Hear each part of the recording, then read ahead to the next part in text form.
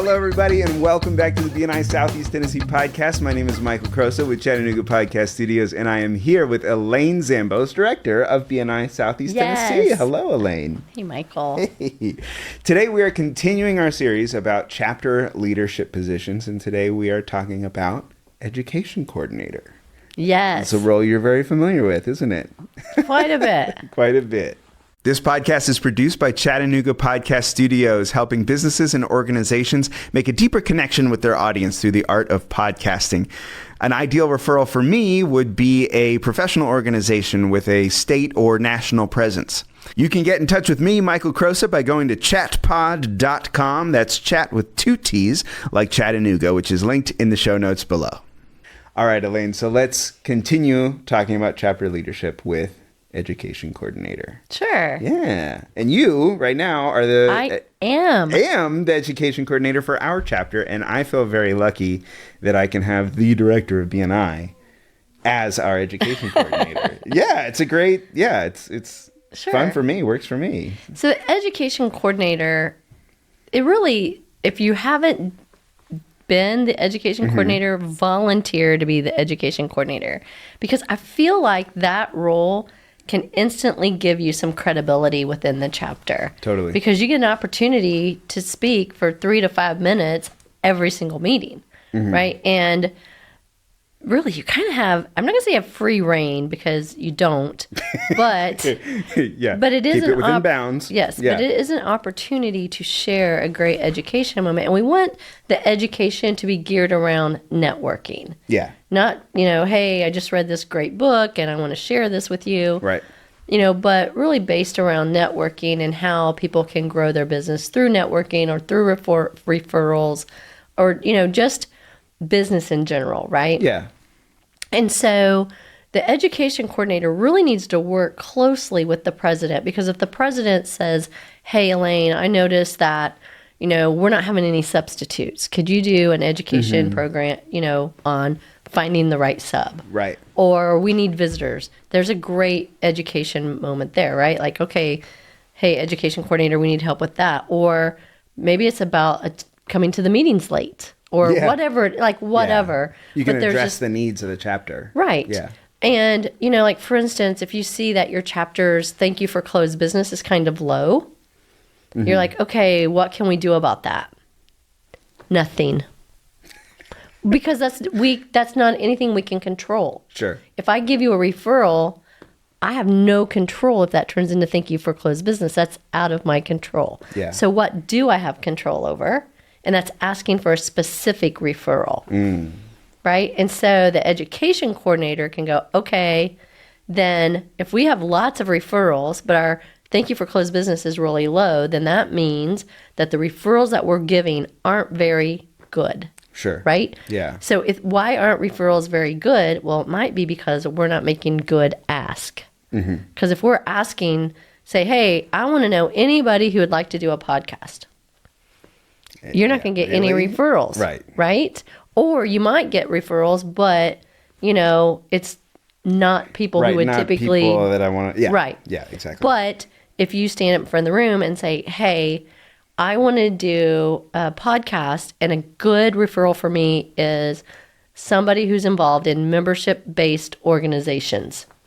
Yeah. Right? Well, then that's very specific. And so that leads to a more quality referral, which leads to an easier close, right? Or a sale, which leads to thank you for closed business. Yes. And so that's the role of the education coordinator, is to work closely with the president if there's an area that the president says we need help.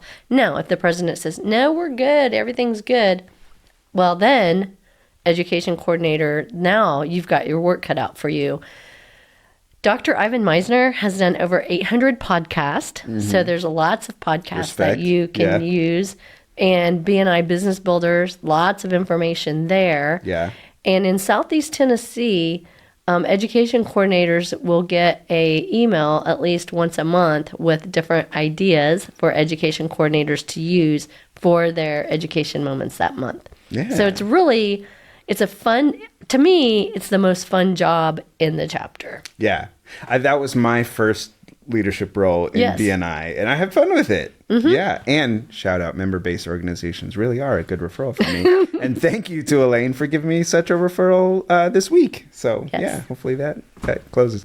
Anyway, yes, education moments. I think one of the things that I learned or thought about is like you don't necessarily have to be the person who's talking every week. I mean, I think it is good, right? But maybe there's somebody that you want to bring in, or somebody who you want to explain a particular topic. Like you can do that as well, As long as they're members of BNI. yeah, Right. That's fair. Yeah, I guess I was thinking like within the chapter. But and as long as they don't go over the 3 to 5 minutes, or Right. whatever it happens to be. So yeah, but I do think that's helpful. And one of the things that ideas that we had talked about is using things that already exist, like the member success program, Right. like as the outline or as the the inspiration point. And I think, if anybody's out there is the education coordinator and they're struggling, a lot of those original trainings from BNI can be a great place to pull content from. Absolutely. Yeah. Because we were just talking about like the feature presentation. That's a great, even though you only have 3 to 5 minutes as education coordinator, there are great tools you can share on how to do a great feature presentation, or how to do a specific referral, or how to do an effective one-to-one. All of those are great education moments. Totally. Well, there's lots of great resources out there. We'll make sure to link some of those in the show notes below. And of course, the BNI Southeast Tennessee podcast can be your education moment. That's right. Yeah. Any of the things that we've talked about, you can share that with your chapter as well. Yeah.